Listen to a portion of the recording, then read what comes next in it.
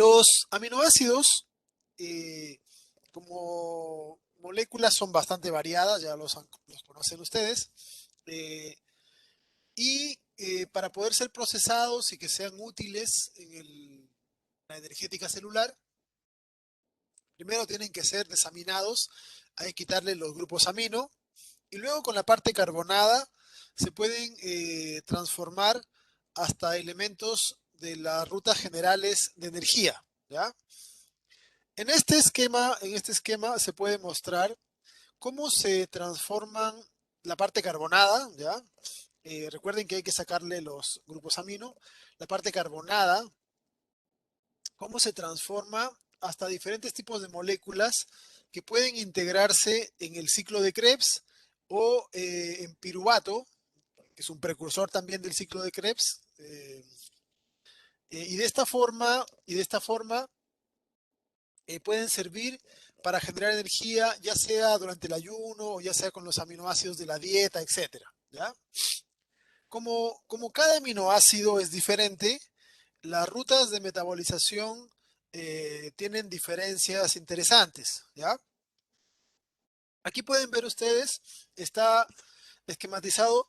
Bueno, algunos aminoácidos pueden transformarse de manera directa hasta estos elementos que están acá, ¿ven? Por ejemplo, la alanina, ya la hemos visto antes, hemos visto en el ciclo de alanina glucosa y entre otras rutas, donde si a la alanina yo le quito un grupo amino, se transforma en piruvato. Y ya como piruvato puede seguir la ruta de la respiración celular, ¿ya? La serina también. A la serina hay que quitarle el grupo amino y también quitarle el grupo azufre y se puede transformar en piruvato, ¿ya? Eh, la cisteína tiene poquito más de pasos, pero igual, ¿ya?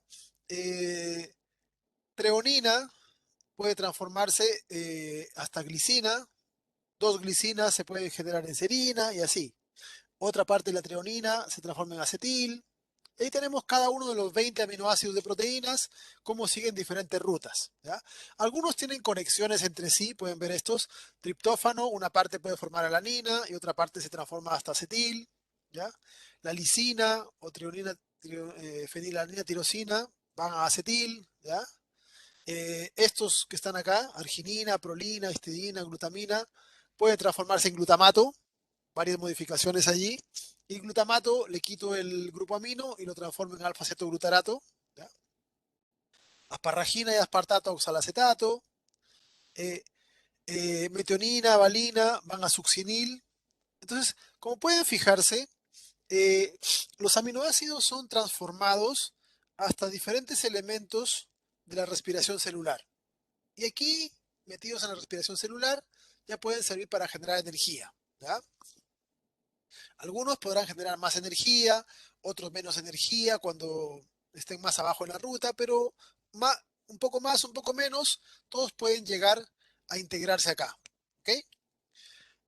Si se fijan, hay algunos aminoácidos que solo pueden fabricar un tipo de molécula, pero hay otros aminoácidos que son más grandes, ¿ya? Entonces, como tienen mayor cantidad de carbonos, su estructura pueden transformarse en más de una molécula, ¿ya? Así el triptófano, por ejemplo, una parte de esta molécula se transforma en alanina y otra parte hasta acetil. Bueno, alanina, piruvato y acetil. Eh, la fenilalanina tirosina también. Una parte va a acetil, una parte a fumarato, ¿ya? La isoleucina, ¿ok? Ahora, eh, cuando ocurre la degradación de aminoácidos en los tejidos, algunos tejidos lo pueden hacer, lo integran directamente en su ciclo. Pero cuando esta degradación ocurre en el hígado ya hemos visto varias veces de que es un centro metabólico que se encarga de enviarle energía a otros tejidos. Entonces, el hígado no le va a enviar energía en forma de aminoácidos a otros tejidos, sino que se lo envía en forma de moléculas más simples. Y las dos moléculas sencillas, los dos tipos de moléculas sencillas que el hígado produce para otros tejidos son glucosa y cuerpos cetónicos, ¿ya? Y si ustedes recuerdan, en la ruta de la gluconeogénesis puede empezar de piruvato. el piruvato se transforma en oxalacetato, luego fosfenolpiruvato y sigue hasta glucosa, ¿ya? Entonces, todos los aminoácidos cuyos carbonos puedan transformarse hasta oxalacetato o piruvato podrán servir para fabricar glucosa. En cambio, si es que el aminoácido se transforma hasta acetilcoenzima A, el acetilcoenzima A no puede generar nuevo oxalacetato, ¿ya? Espero que esto lo tengan claro, porque si yo meto el acetil al ciclo de Krebs, yo no produzco nuevo oxalacetato, porque aquí el acetil, recuerden que se va como CO2, ¿ya? Entonces, si yo lo meto aquí a nivel de alfa-cetoglutarato, por ejemplo, un glutamato, alfa-cetoglutarato, esto producirá un nuevo oxalacetato. O las parraginas, partato, oxalacetato es nuevo. Pero si yo coloco isoleucina o treonina a acetil, los carbonos del acetil recuerden que se van como CO2, ¿ya? Entonces, desde acetil yo no puedo fabricar oxalacetato directamente, ¿ya? Entonces, si no puedo fabricar de acetil oxalacetato nuevo, significa que no puedo fabricar nuevas glucosas desde acetil. ¿Qué hace el hígado? En vez de meter este acetil al ciclo de Krebs, que sería ahí gastárselo él mismo, con el acetil puede fabricar cuerpos cetónicos. Ya lo vimos en metabolismo de lípidos. Y estos también son una forma de energía para diversos tejidos, particularmente músculo cardíaco y cerebro, ¿ya? Entonces, en base a esto, vamos a encontrar que las rutas de degradación de aminoácidos son variadas, pero podemos simplificarlas en rutas que generan, o en rutas de aminoácidos de tipo glucogénico y aminoácidos de tipo cetogénico, ¿ya? Los aminoácidos que sirven para fabricar cuerpos cetónicos, que llegan hasta acetil, ¿ya? Serán aminoácidos cetogénicos. Y los aminoácidos cuyos carbonos puedan fabricar nuevos oxalacetato y con ese oxalacetato glucosas nuevas se llamarán glucogénicos, ¿ya? Entonces, independiente de que todos los aminoácidos tengan diferencias en su estructura, hay enzimas que los van ajustando para transformarlos en elementos comunes del ciclo y que puedan servir para generar estos dos tipos de moléculas energéticas que son exportadas hacia la sangre para alimentar los tejidos, ¿ya? Las enzimas que están involucradas acá son demasiadas, ¿ya? Hay, hay una enorme cantidad de enzimas involucradas en este proceso. Piensen de que son 20 aminoácidos diferentes y que las rutas no comprenden una enzima. Hay rutas que comprenden 5, 7 o más enzimas, por lo tanto, la cantidad de enzimas totales que participan en la degradación son altísimas, ¿ya? Como ejemplos generales, aquí les coloco algunos complejos de importancia, ¿ya? Por ejemplo, deshidrogenasa de ácidos grasos ramificados, ¿ya? Aquí están en colores aminoácidos que tienen cierta semejanza. Aminoácidos, por ejemplo, alifáticos, eh, algunos que son aromáticos, estos en verde, ¿ya? Eh, aminoácidos ácidos con sus aminas, aminoácidos básicos, ¿ya? Entonces, las enzimas tienen cierta semejanza, ¿ya? Y hay varias ahí que participan en más de una ruta y que tienen uso. Hay varios tipos de enzima para el mismo aminoácido también, ¿ya? Y podríamos fácilmente encontrarnos más de 100 enzimas diferentes involucradas en este proceso, ¿ya? Así que no vamos a resaltar enzimas porque son muchas y muchas rutas. Una cosa que sí es interesante de mencionar es que existen una gran cantidad de alteraciones en estas rutas y eso genera diversos tipos de enfermedades del metabolismo de aminoácidos que suelen ser relativamente frecuentes en las poblaciones humanas, ¿ya? De repente han escuchado la fenilcetonuria. Es una enfermedad en la cual las personas no tienen o no funciona correctamente su enzima fenilalanina hidroxilasa, que es la que transforma fenilalanina en tirosina, esto empieza a acumularse y genera problemas, ¿ya? Hay tirosinemias, ¿ya? Alcaptonuria. En esta misma ruta, fíjense, la fenilalanina se transforma en tirosina, la tirosina pierde el grupo amino y se transforma en hidroxifenilpiruvato, ¿ya? Este va a transformarse, esta otra enzima, en homogentizato, luego oxigenación, eh, y finalmente cuando tenemos esta molécula estirada, hay una enzima que la corta. ¿Y qué produce? Fumarato, por un lado, este es fumarato que entra al ciclo de Krebs, y por otro lado produce acetoacetato, ¿ya? Que puede transformarse en acetoacetil y luego seguir a cuerpo cetónico, ¿ya? O acetil si se quiere. Entonces aquí podemos ver cómo en esta ruta de degradación eh, para dos aminoácidos, fenilalanina y tirosina, hay varias enzimas involucradas y se termina en elementos que pueden ser transformados, bueno, el fumarato con salacetato, luego glucosa, acetoacetil en cuerpo cetónico, ¿ya? Pero si falla alguna de las enzimas, van a empezar a acumularse elementos intermediarios, ¿ya? Por ejemplo, la fenilcetonuria es una enfermedad relativamente común porque si bien es grave, ¿ya? Si es que no se cuida el individuo, eh, se puede tener una vida relativamente normal si la persona cuida el consumo de fenilalanina, ¿ya? En la actualidad se han desarrollado un montón de productos que tienen bajas concentraciones de fenilalanina. Recuerden, la fenilalanina es un aminoácido esencial, se necesita para que venga en la dieta, pero estas personas no lo pueden metabolizar, ¿ya? Entonces, el contenido de fenilalanina en el alimento de estos individuos tiene que estar restringido, tiene que ser niveles bajos, ¿ya? Eh, si la persona tiene un defecto acá, que no puede ser procesado, se acumula la fenilalanina y por culpa de otras enzimas diferentes puede empezar a transformarse en metabolitos que no son normales en el cuerpo y que van a empezar a generar daños, ¿ya? El fenilpiruvato, fenilacetato, fenillactato, y estos empiezan a alterar tejidos, ¿ya? Empiezan a alterar neuronas, pueden generar deficiencia, muerte neuronal, etcétera, ¿ya? Entonces, suelen tener una problemática bastante grande. Así como esta ruta que va de estos dos aminoácidos, que sería esta partecita de acá, ¿ya?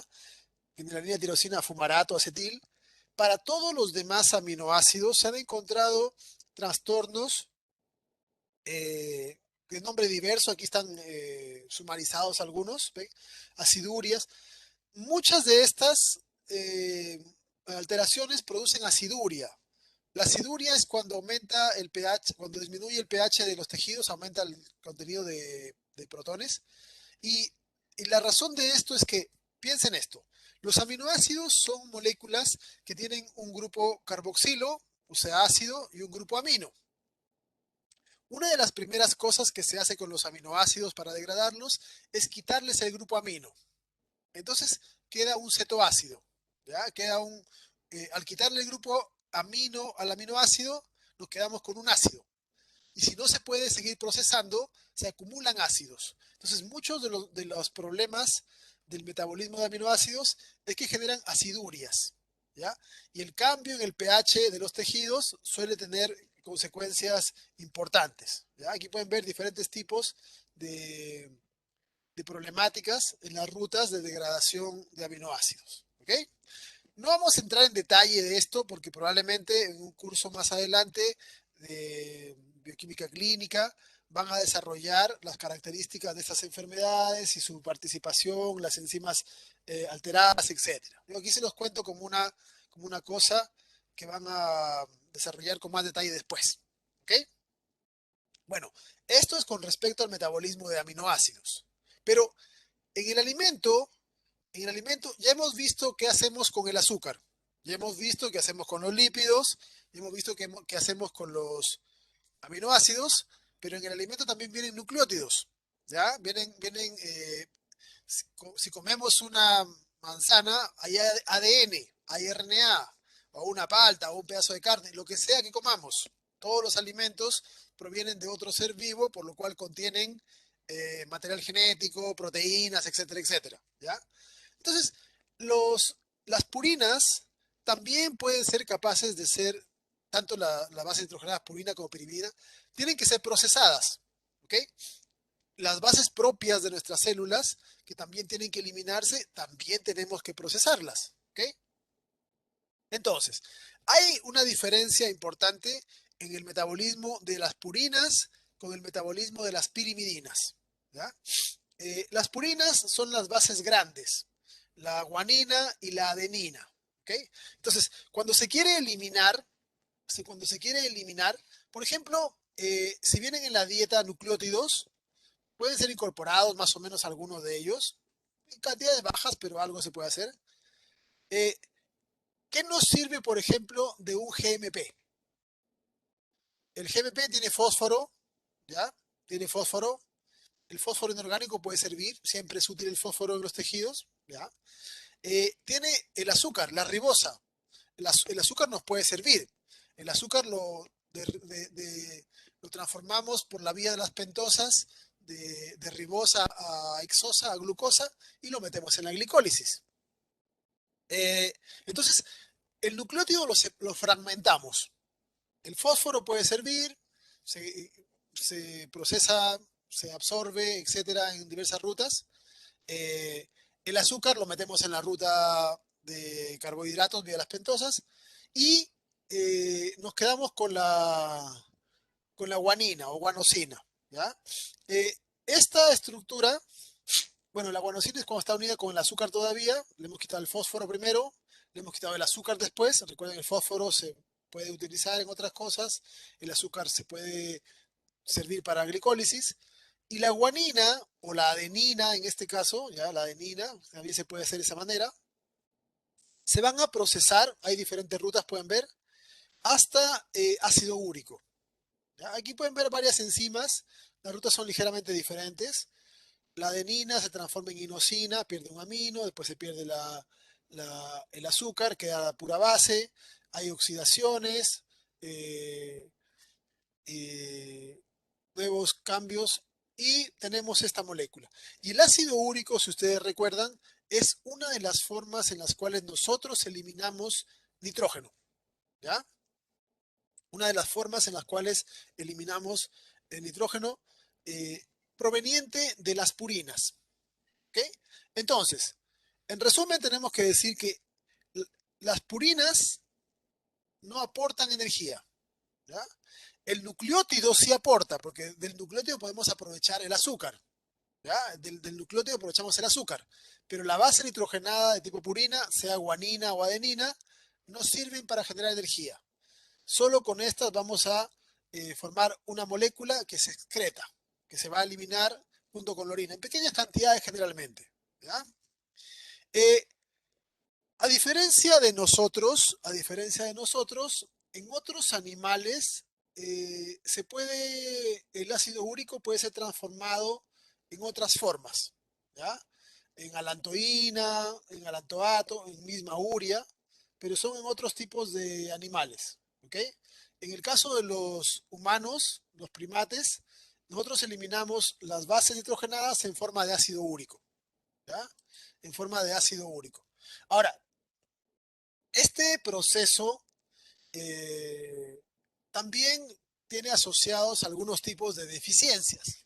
No sé si han escuchado alguno de ustedes la enfermedad de la gota. ¿Ya? La gota es una, eh, un problema, ¿ya? Un problema en donde no se puede procesar correctamente en esta ruta y se generan acumulaciones de ácido úrico o de intermediarios de ácido úrico, ¿ya? Generalmente suele acumularse en algunas extremidades, dicen que suele ser doloroso. No es la única enfermedad, pero hay varias más eh, de este procesamiento, ¿ya? A diferencia de las purinas, donde todo el nucleótido sirve para ser eliminado, en las pirimidinas se puede tomar el nucleótido, abrirlo, ¿ya? Recuerden que es un anillo, se puede cortar, ¿ya? Y al cortarlo vamos a generar una molécula que puede transformarse hasta metilmalonil, ¿ya? Aquí pueden ver, hay que quitarle el grupo amino, se corta un grupo amino, luego le quitamos el segundo grupo amino porque tiene dos grupos amino, pueden ver acá, un nitrógeno por acá, otro por aquí, ¿ya? Son dos nitrógenos los que tiene. Y la gracia de esto es que, bueno, los grupos amino, los grupos amonio, se pueden integrar en el ciclo de la urea para eliminarlos. ¿Ya? También se produce CO2, como pueden ver acá. Pero la gracia de esto es que esta molécula puede transformarse en una ruta hasta succinil-CoA. ¿Ya? Entonces, en resumen, ¿qué significa? Eh, de los nucleótidos de tipo pirimidina, o sea, del uracilo, de la citosina o de la timina, porque la citosina y el uracilo pueden transformarse en timina. Y la timina puede perder sus grupos amino y quedarse solamente con la parte carbonada. Y esa parte carbonada puede ser transformada hasta succinil-CoA y puede ingresar al ciclo de Krebs. ¿Ya? Entonces, eso significa que a diferencia de las purinas, donde toda la estructura de doble anillo del nucleótido tiene que ser eliminada como ácido úrico y no aporta nada como energía, las pirimidinas sí aportan energía, porque los carbonos que tiene, o algunos de ellos, pueden ser transformados hasta una molécula que se integre en el ciclo de Krebs. Y luego esto puede pasar de succinil a succinato, fumarato, etc. ¿Ya? Entonces, eso es una diferencia importante entre el metabolismo de purinas y pirimidinas. Las purinas no sirven para nada como energía, hay que eliminarlas generando un desecho. En cambio, las pirimidinas sí. También generan desecho porque tienen que quitarse el grupo amino. ¿Ya? Pero una parte de ellas sirve para generar energía en el ciclo de Krebs. ¿Ok? Eso es con respecto a lo que es degradación. Con respecto al proceso de síntesis, con respecto al proceso de síntesis, eh, vamos a encontrar de que existe una enorme cantidad de moléculas que contienen nitrógeno, ¿ya? Tal vez el metabolismo nitrogenado sea el más diverso que existe en la naturaleza por la cantidad de, de variantes que le aporta el tener esta molécula y las características que tiene cuando está asociada con carbonos y formando moléculas orgánicas. ¿Ya? Eh, una de las cosas importantes que hay que considerar con respecto al nitrógeno es que nosotros estamos rodeados de nitrógeno. ¿Ya? Cerca del 70%, tal vez un poquito más, de la atmósfera es nitrógeno. ¿Ya? Pero nitrógeno en forma molecular, ¿ya? En forma de N2. Ese nitrógeno es un gas inerte, ¿ya? Es una molécula que muy pocos seres vivos son capaces de tomar. De hecho, nosotros respiramos el nitrógeno, ¿ya? Ingresa a nuestras células, sale de nuestras células, se pasea, no se contacta con nada, no se conecta con nada, no afecta positiva ni negativamente nada de nuestros tejidos. Se pasea como si eh, inerte, sin generar ningún tipo de reacción. ¿Ya? Bueno, salvo cuando cambiamos bruscamente de presión, como el caso que pasa de los buzos, que ahí puede generarse burbujas y genera problemas, pero lo normal es que bajo condiciones de una vida común, el nitrógeno atmosférico no tenga ninguna relación con nosotros esencialmente y uno lo ignore en términos generales y biológicos. ¿Ya? Algunos tipos de bacterias y también de arcaeas son capaces de fijar el nitrógeno. El proceso de fijar significa transformar esta molécula de nitrógeno, N2, en una forma utilizable de nitrógeno. ¿Ya? Y para eso lo reducen. ¿Ya? Lo reducen de la forma... El nitrógeno, al igual que el oxígeno, son elementos oxidantes. ¿Ya? Entonces pueden ser reducidos eh, pueden ser reducidos sin problema, ¿ya?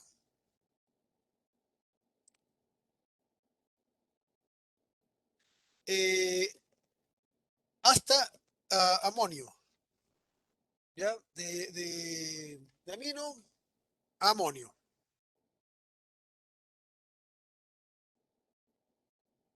Eh, el amonio es la forma, eh, es la forma en la cual el, el nitrógeno se moviliza más frecuentemente entre los seres vivos, ¿ya? El amonio se une a moléculas y forma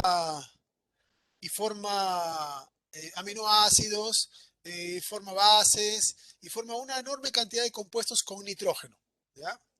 Y también cuando el nitrógeno es eliminado hacia el ambiente, las bacterias que degradan nitrógeno pueden transformarlo hacia a nitratos o nitritos, y luego otro tipo de bacterias o de seres pueden volver a oxidar el amonio hasta nitrógeno atmosférico otra vez, ¿ya? Y a esto se le conoce como el ciclo del nitrógeno. Se toman moléculas, se las fijan, luego se las regresa a la atmósfera, etcétera, y se van generando cambios, ¿ya? Ahora, para que se hagan la idea de lo importante que es el nitrógeno, vamos a considerarlo desde el punto de vista de cuánto cuesta fijar el nitrógeno, ¿ya? Porque el nitrógeno es un metabolito que es caro para los seres vivos, es costoso, ¿ya? Entonces, cuando un ser vivo consume moléculas nitrogenadas, eh, eh, solo elimina nitrógeno si es que hay en exceso. Si no, trata de conservarlo lo que puede, porque es costoso.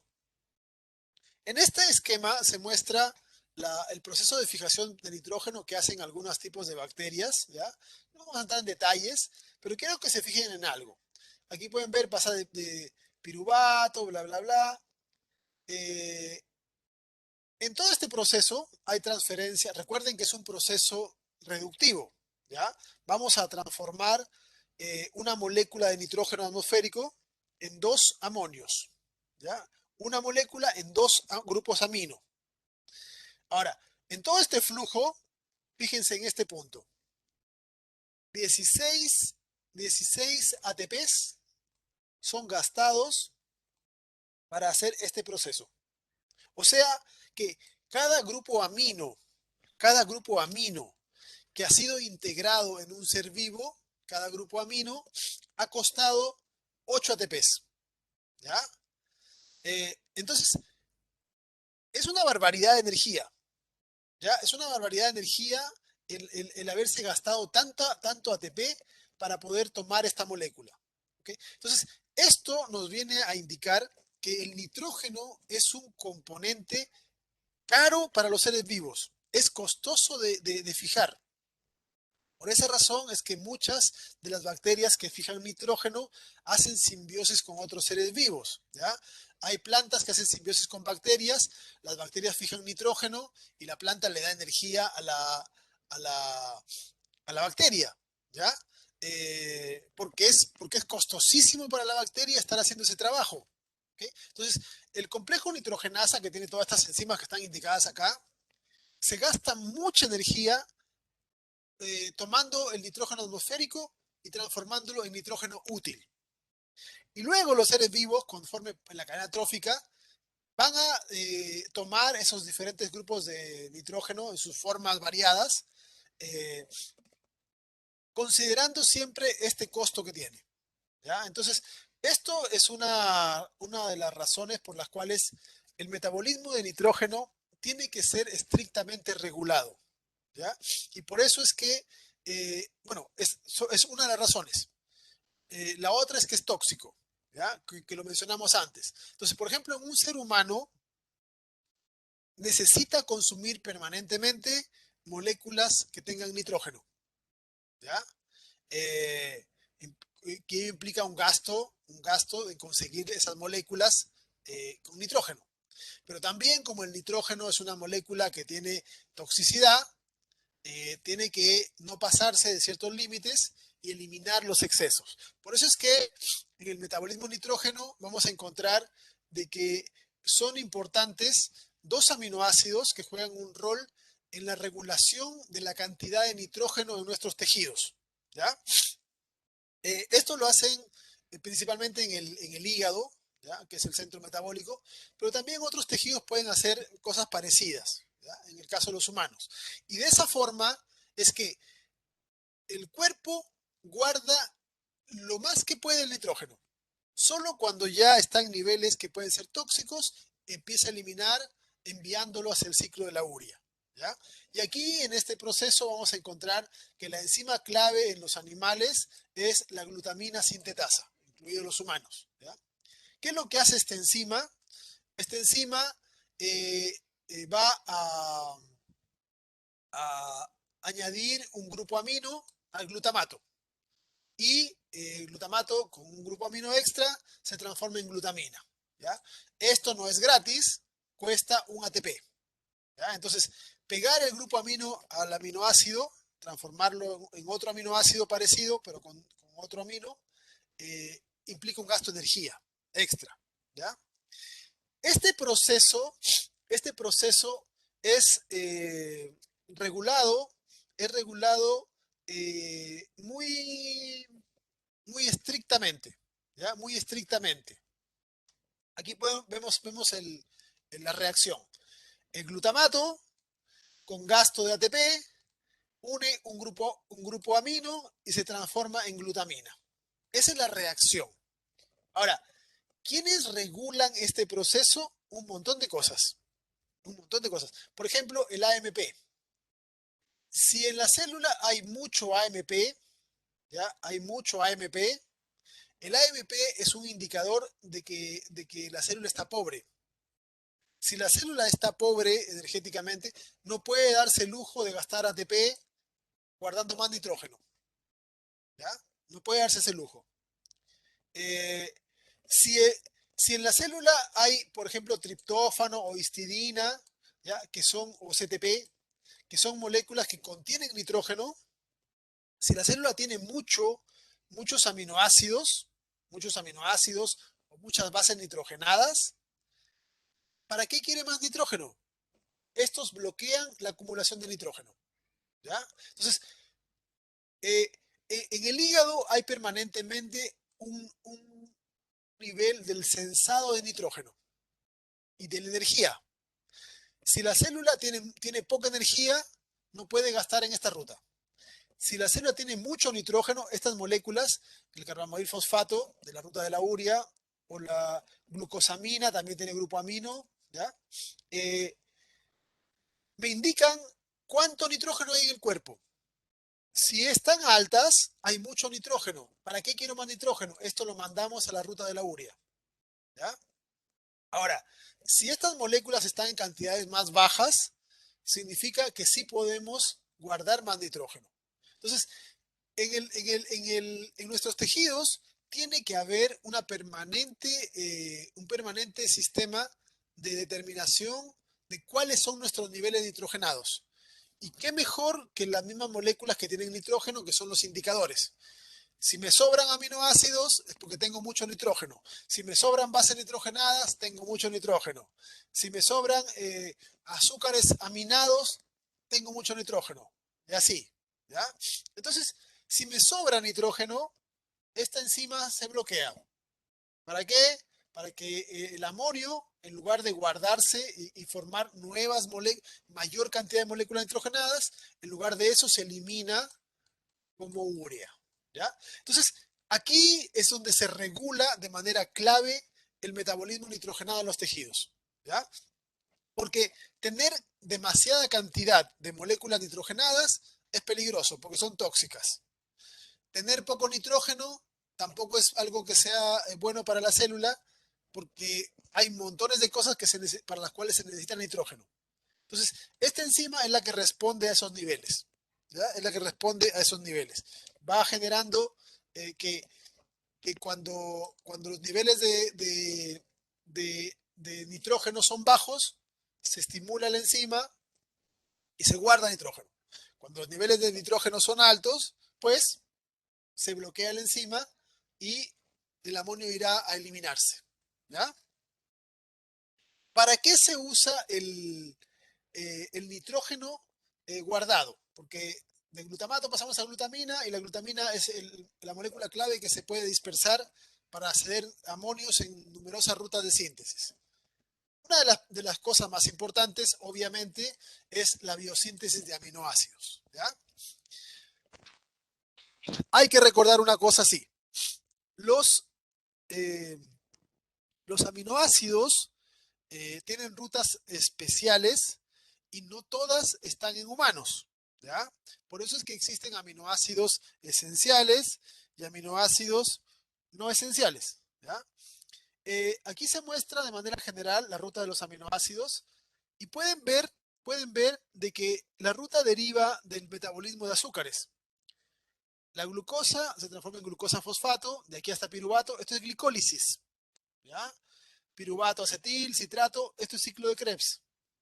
Pero pueden fijarse, la glutamina, este aminoácido glutamina, proviene del glutamato, el glutamato del alfa-cetoglutarato, este del citrato, del piruvato, de glucosa. Entonces, con la glucosa yo puedo fabricar glutamina. El aspartato proviene del oxalacetato, regresa por acá, citrato, glucosa. Todos los aminoácidos vienen de glucosa. Obviamente que en las rutas metabólicas, en alguna parte hay que ponerles el nitrógeno, ¿ya? Pero es un ejemplo. La parte carbonada viene de la glucosa.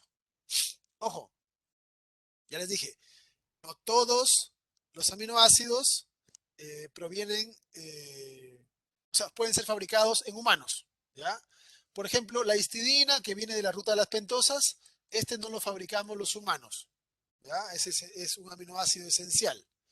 Eh, la fenilalanina también es esencial, ¿ya?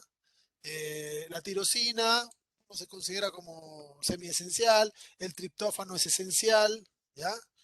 Eh, de este grupo solamente podemos fabricar alanina, ni la valina, ni la leucina, ni la isoleucina lo fabricamos, ¿ya?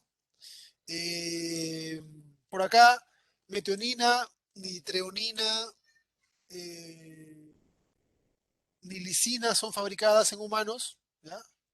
Entonces, pero podemos ver de que algunas cosas sí se pueden fabricar, ¿ya? Algunos aminoácidos, por ejemplo, de acá, desde el fosfoglicerato, podemos fabricar serina, glicina, cisteína, ¿ya? El glutamato, asparagina, aspartato, prolina y arginina también se pueden fabricar, ¿ya? Entonces, este esquema es de la biosíntesis general. ¿De dónde vienen los aminoácidos? Todos provienen de la glicólisis o del ciclo de Krebs o de la ruta de las pentosas, pero metabolismo de azúcares. ¿Ya? Entonces, por eso es que se dice que con glucosa se puede fabricar de todo, porque si a la glucosa en alguna de las rutas que se derivan le metemos nitrógeno, podemos conseguir los aminoácidos. ¿Ya? Eh, es interesante que sepan cuáles son los aminoácidos esenciales, cuáles son los no esenciales, por una cuestión de cultura, pero si lo necesitan, bueno, ahí está YouTube, o sea, perdón, ahí está Google, lo pueden buscar, pero es importante que sepan que hay dos tipos principales de aminoácidos que sí se pueden fabricar y que no se pueden fabricar en humanos, ¿ya? Eh, ¿Cómo se regula la síntesis de aminoácidos? Voy a dar un ejemplo nada más. Por ejemplo, aquí está desde aspartato, cómo se pueden fabricar desde aspartato lisina, metionina, treonina, isoleucina, otros aminoácidos. ¿Ya? Y en este caso, casi todas las rutas de síntesis son por feedback negativo, ¿ya? O sea, retroinhibición. ¿Qué significa eso? Imaginemos que la célula tiene harto aspartato y con el aspartato hay varias enzimas que participan acá, pueden fabricar otras cosas y ir fabricando otros aminoácidos. Pero si la célula de repente en un momento dado tiene una alta cantidad de lisina, el propio aminoácido lisina bloquea su propia síntesis. Recuerden de que todas las moléculas que tienen nitrógeno tienen cierto grado de toxicidad, ¿ya? Por lo tanto, si se acumula en exceso lisina, va a generar algún tipo de problema. Entonces, ¿qué es lo que ocurre? Cuando se está acumulando, antes de llegar al nivel de toxicidad, ya la concentración de esta hace de que las enzimas que la fabrican se detengan un poco, con lo cual se evita de que alcance niveles de concentración tóxicos. Bloquea su propia síntesis. Eso se llama feedback negativo o retroinhibición. Y además de bloquear su propia síntesis, bloquea las enzimas generales de la síntesis de otros aminoácidos. Porque probablemente si hay mucha lisina, también va a haber mucha treonina, metionina, etc. ¿Ven? Entonces, como pueden ver, la treonina bloquea su propia síntesis, pero también la síntesis de otras partes de la ruta. Y así, en general, en los tejidos hay una permanente regulación de los niveles de aminoácidos. ¿Ya? Cuando los niveles de aminoácidos están bajos, las rutas funcionan con más velocidad. Cuando los niveles de aminoácidos están más altos, las rutas son bloqueadas para que no se acumulen y no generen toxicidad. Así como es esta ruta, para las otras rutas también es algo similar. ¿Ya?